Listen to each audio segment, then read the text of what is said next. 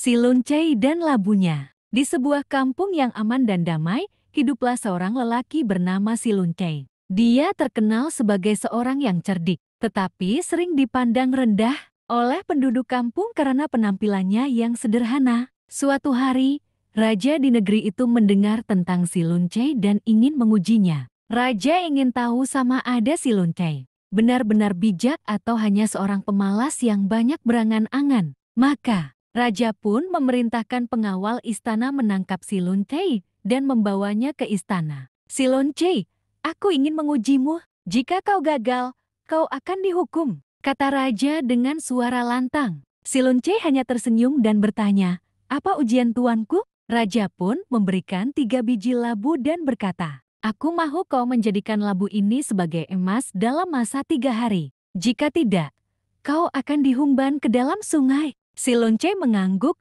lalu membawa labu-labu itu pulang ke rumah. Dia duduk termenung, memikirkan bagaimana untuk mengatasi ujian raja. Akhirnya, dia mendapat ide yang bijak. Pada hari ketiga, si Luncai membawa labu-labu itu ke istana. Tetapi sebelum sampai, dia terlebih dahulu menebuk labu-labu itu dan mengikatnya di pinggangnya. Di hadapan raja, si Luncai berpura-pura menangis dan berkata, ampun tuanku, aku telah gagal. Labu-labu ini tidak mau bertukar menjadi emas. Lebih baik tuanku buang sahaja hamba ke dalam sungai. Raja yang marah segera memerintahkan pengawalnya, lemparkan si Luncai ke dalam sungai. Ketika dilemparkan, si Luncai tertawa dan menyanyikan lagu. Si Luncai terjun dengan labu-labunya. Biarkan, biarkan. Rupanya, labu-labu yang diikat di pinggangnya bertindak sebagai pelampung, membantunya mengapung di sungai dan tidak tenggelam. Dia pun dengan mudah berenang ke tepi dan melarikan diri.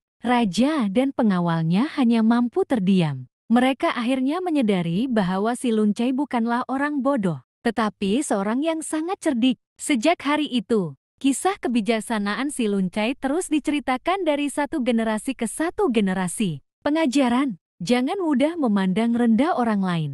Kebijaksanaan lebih bernilai daripada harta. Hadapi masalah dengan pikiran yang bijak dan kreatif.